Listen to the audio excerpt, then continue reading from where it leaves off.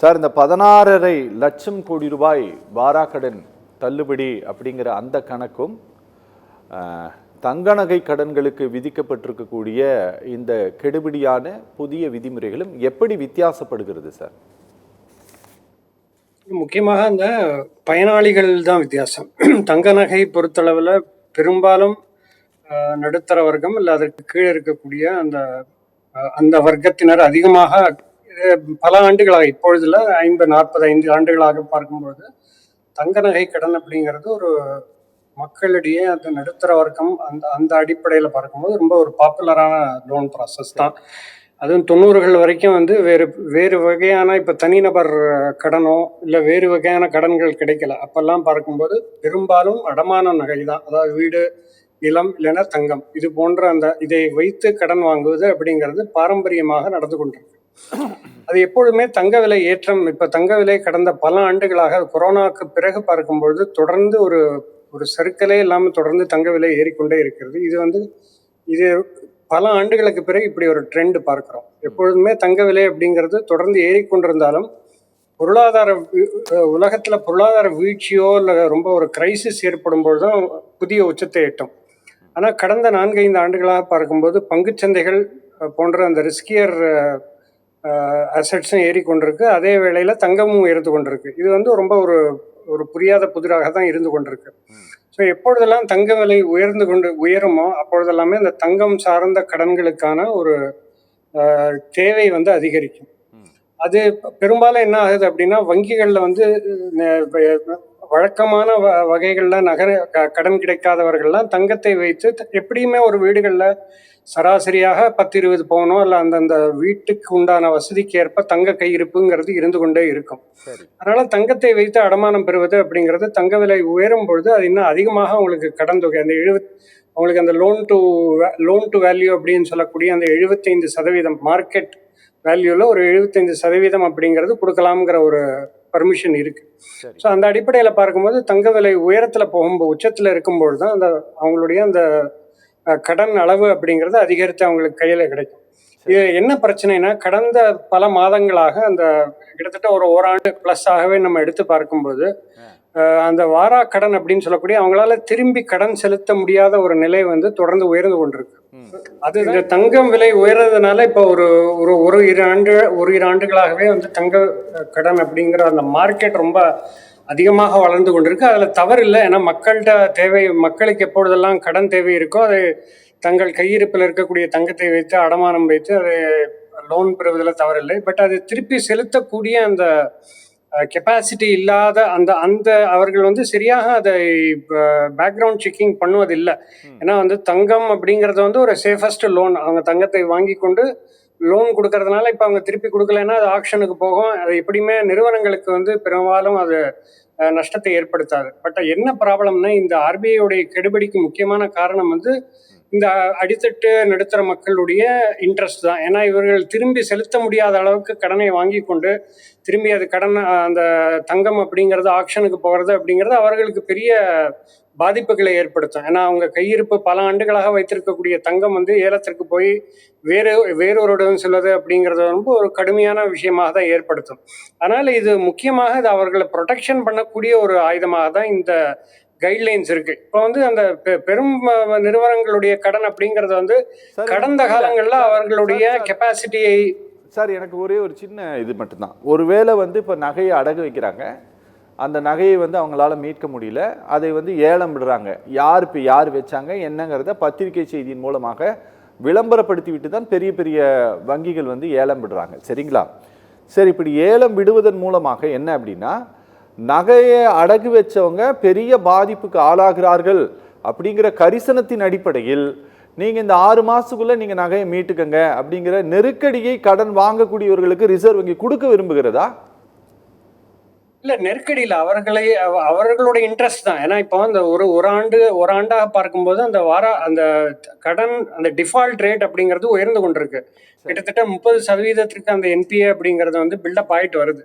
இது என்ன காரணம் அப்படின்னா, இப்ப இதுல ரொம்ப ஆக்டிவா இருக்கிறது அந்த வங்கி சாரா நிதி நிறுவனங்கள், வங்கி அல்லாத நிறுவனங்கள் தான். என்பிஎஃப்சி அப்படின்னு சொல்லக்கூடிய நிதி நிறுவனங்கள் ரொம்ப ஆக்டிவாக இருக்காங்கன்னா அது ரொம்ப சேஃபஸ்ட் லோன் புக் இவங்களை பொறுத்தளவில். ஏன்னா தங்கத்தை வைத்துக்கொண்டு அவர்கள் கடன் கொடுப்பதனால எப்படியும் அவங்களுக்கு அது நஷ்டம் ஏற்படாது அப்படிங்கிற அடிப்படையில் ரொம்ப கூடுதல் கவனத்தோட நிறைய நிறுவனங்கள், முக்கியமாக சவுத் இந்தியாவில் அதிகமாக இருக்கக்கூடிய நிறுவனங்களை பார்க்கலாம். ஸோ இதெல்லாமே எளிதாகவும் கொடுத்துட்றாங்க. அதாவது இப்போ பொதுத்துறை வங்கிகள் மாதிரி சில சட்டத்திட்டங்கள் இல்லாமல் ரொம்ப எளிமையாக அவங்க கொடுக்கக்கூடிய விளம்பரமே பார்த்தா சில நிமிடங்களில் வந்து போனால் சில நிமிடங்களில் கடன் கிடைத்து விடும் அப்படின்னு பெரிய பெரிய நடிகர்களை எல்லாம் வைத்துக்கொண்டு விளம்பரப்படுத்தி அதை வந்து ஊக்கப்படுத்துகிறார்கள். இதனால என்ன ஆயிடுது, மக்கள் பலருக்கு இது அறியாமையில போய் மாட்டிக்கிறது. அவங்களுக்கு வந்து முழுவதும் இதனுடைய சாதக பாதகங்கள் தெரியாம ரொம்ப எளிதாக கடன் கிடைப்பது அப்படிங்கிறதுனால அவங்க சேமித்து வைத்திருந்த தங்கத்தை கொண்டு போய் வைத்து அது ஒரு வளையத்துல மாட்டிக்கிறாங்க.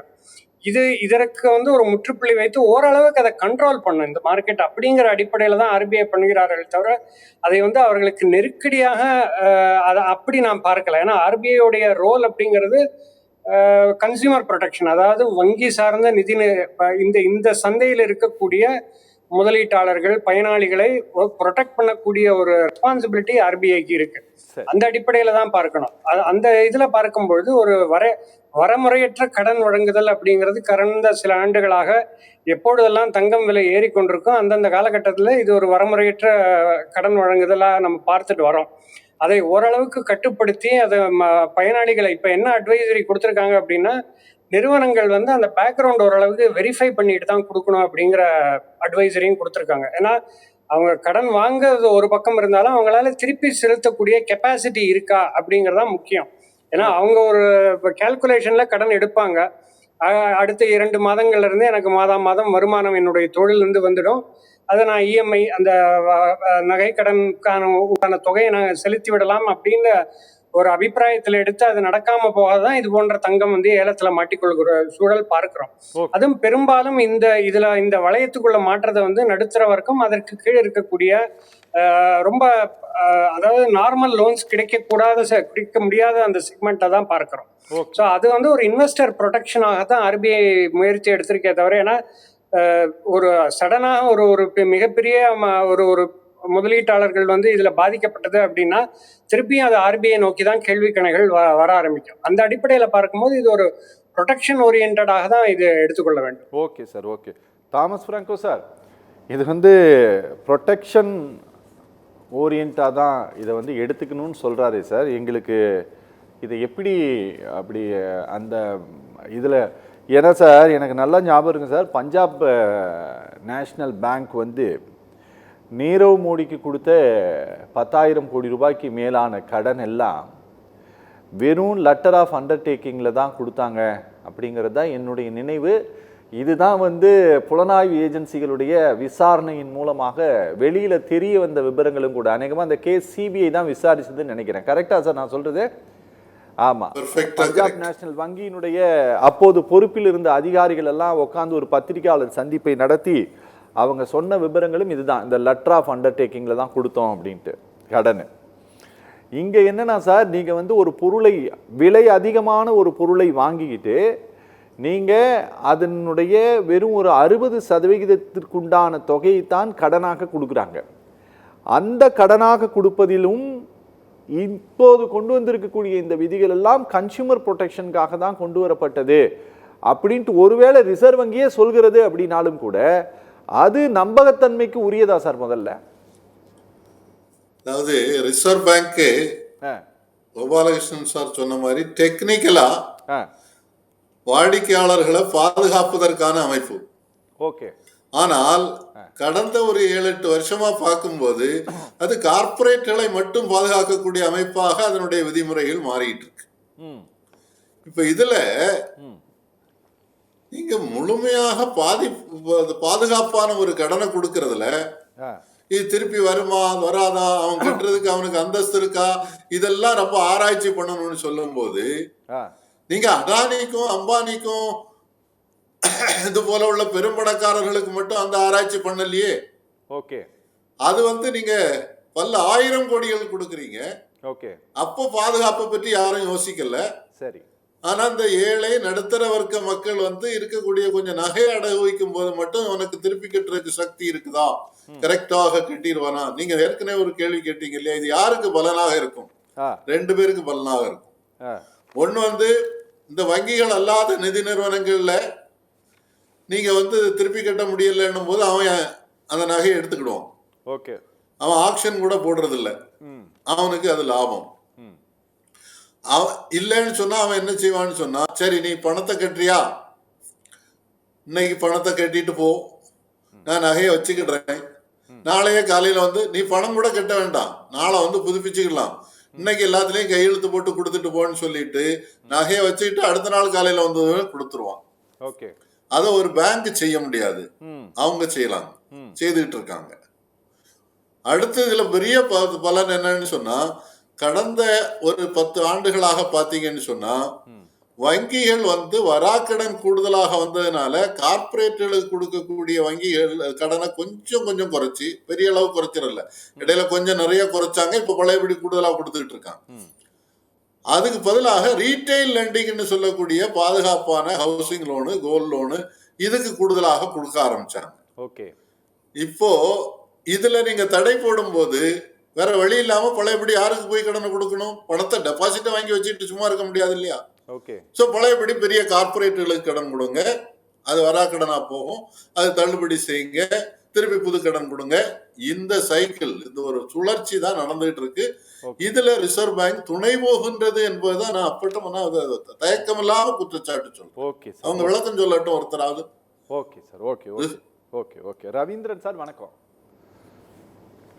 கனெக்ட் பண்ணுங்கப்பா. சார் வணக்கம் சார். கோபாலகிருஷ்ணன் சார்.